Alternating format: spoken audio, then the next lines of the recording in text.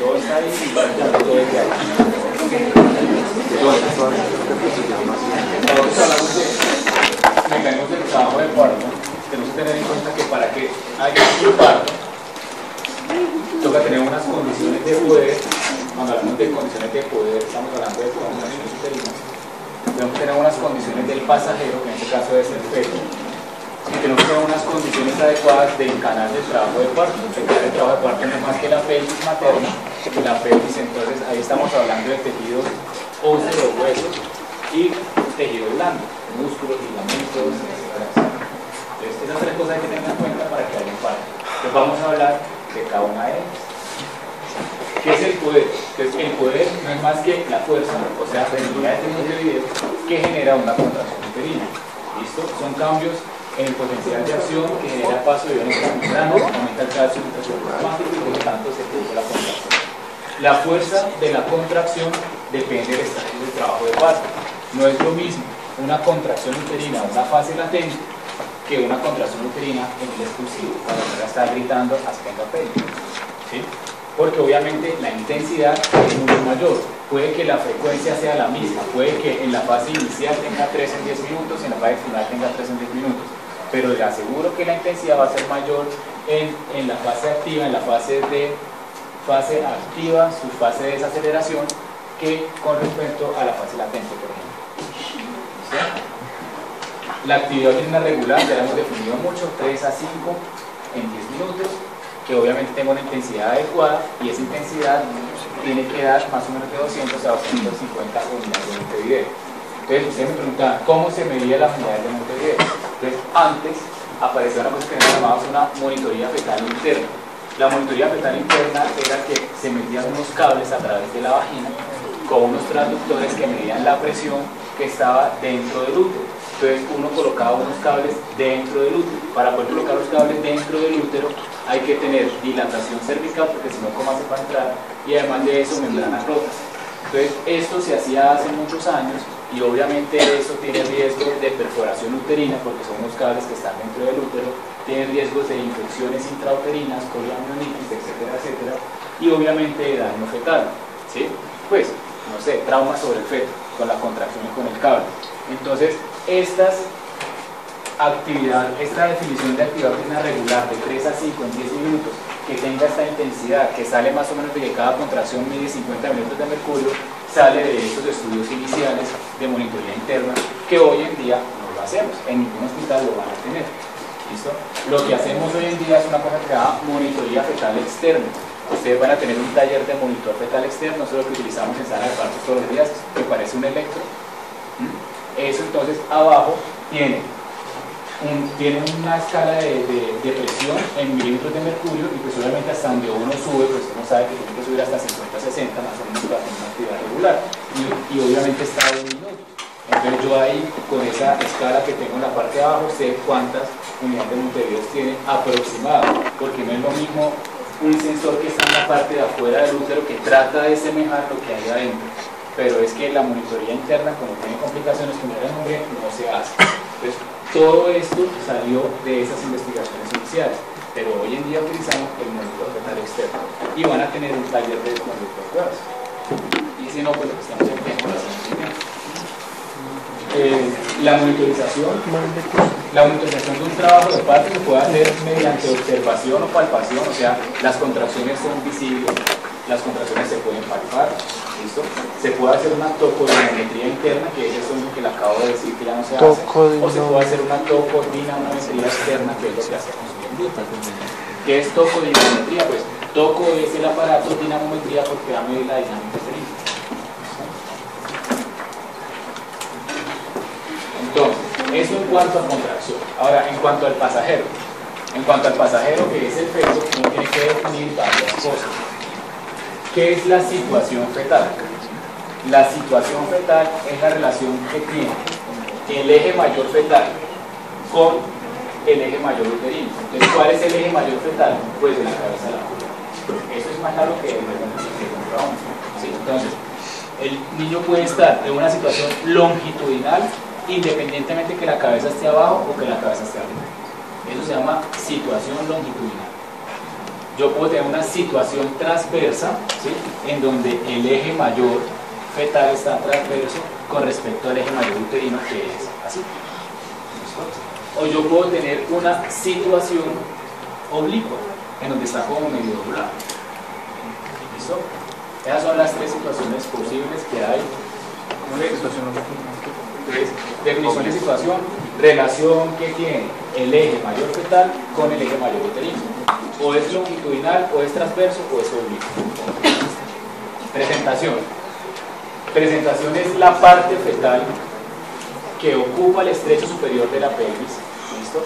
Y que mediante unos mecanismos determinados puede generar un parto. Entonces, si yo me devuelvo y yo tengo una situación longitudinal, yo puedo tener una situación longitudinal con presentación cefálica, o sea, que la cabeza ocupa el estrecho superior de la pelvis y que mediante unos mecanismos de trabajo de parto, que vamos a ver más adelante, puede darse parto. Pero yo puedo tener una situación longitudinal con presentación apodálica, que las nalgas ocupan el exterior de la pelvis y que mediante un mecanismo puede dar un parto. En cambio, yo no puedo tener una presentación de hombro, porque por más que el hombro ocupe el exterior superior de la pelvis, no existen unos mecanismos de trabajo de parto, que es lo segundo que viene en la definición, para que se dé un parto. Entonces, la presentación de hombro no existe. ¿Listo? Entonces, definición de presentación es esas dos cosas unidas. Si no ponen las dos, es 0,5. ¿Listo? ¿Cuál es? Parte fetal opuesto superior de la pelvis que mediante mecanismos de trabajo de parto puede dar parto. Entonces, hay dos tipos de presentación, o cefálica o podálica. Punto de reparo.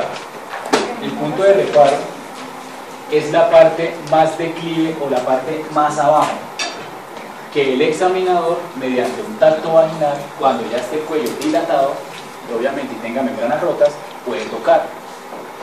¿Listo?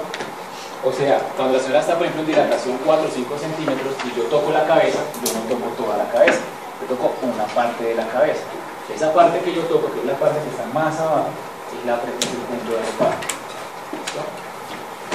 Definición de punto de reparo de la presentación. Es la parte más declive de la presentación que el examinador puede tocar mediante el tacto vaginal.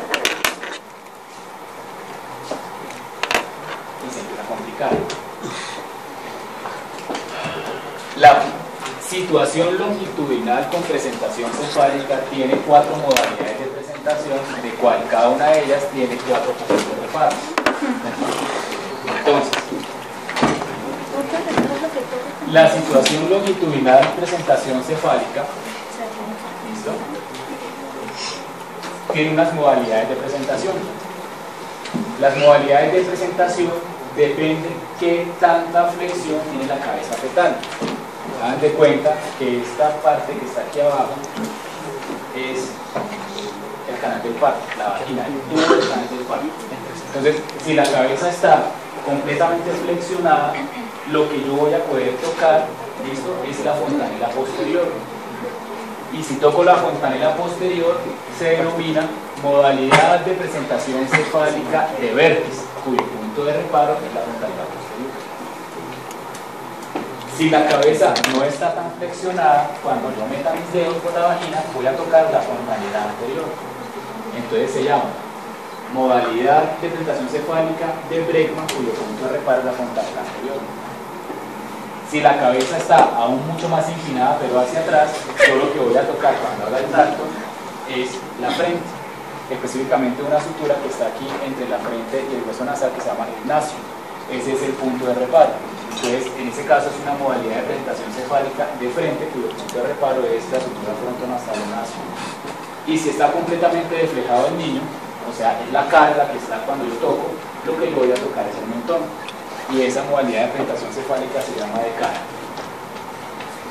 ¿Qué pueden hacer? Pueden hacer, o sea, puede darse un parto cuya modalidad de presentación cefálica sea o de vértice o de cara. Estas dos intermedias nunca van a nacer. O el chino termina flejándose y se convierte en una vértice, o se convierte en una de cara. Pero nunca van a nacer. Y no van a nacer porque los diámetros de la cabeza, dependiendo del grado de flexión, van a ser diferentes. que es una tablita chévere que deben decir lo que está en pasando. Entonces, aquí es esta.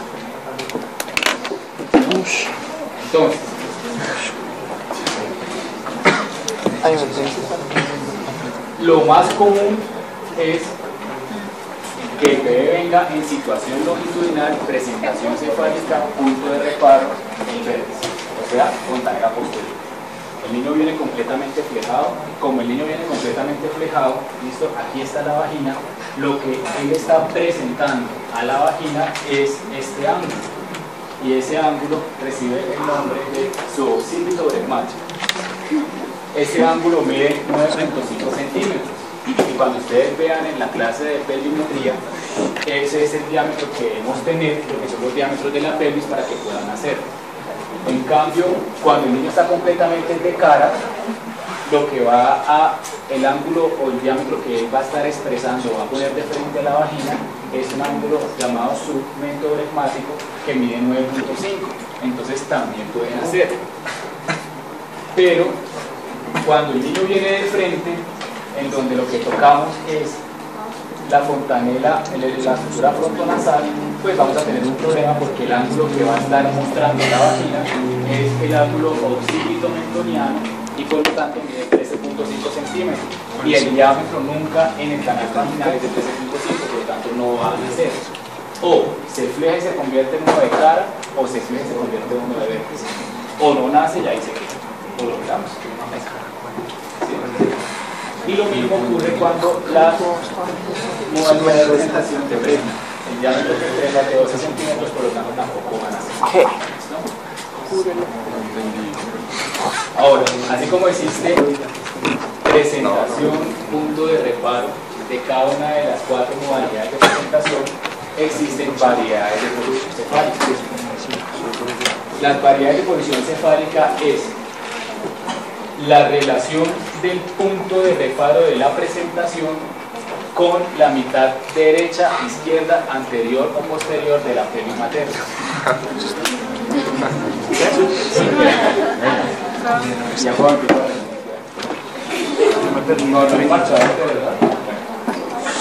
Entonces, variedad de posición, ¿qué es? Como habían 2 tipos de posición, de presentación, cefálica o pélvica. Vamos en cefálica, ya sabemos que la presentación cefálica, o sea, la cabeza, dependiendo de cómo esté flejada, tiene 4 presentaciones, tiene 4 variedades de presentación: de frente, de cara, de vértice, de breve. Cada una con sus puntos de reparo. El punto de reparo es el que está más al fondo y por lo tanto la persona lo puede tocar mediante el tracto vaginal. ¿Qué es la variedad de posición? La variedad de posición es la relación de ese punto de reparo. ¿De cuál? Pues depende qué modalidad de presentación tenga. O es el nacio, o es la fontanela anterior, o es la fontanela posterior, o es obviamente el mentón. ¿Sí? Con la mitad derecha, izquierda, anterior o posterior de la pelvis materna. Por ejemplo.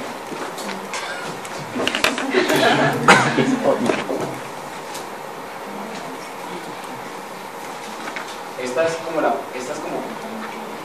una foto de la pelvis, ¿sí? Unas orejas ahí, como el saco, el libro. Exacto. Yo estoy viendo así a la señora. Entonces yo voy a decir a la señora, cuando está en mi mesa, mitad anterior, mitad posterior, de derecha a izquierda. Entonces, al revés.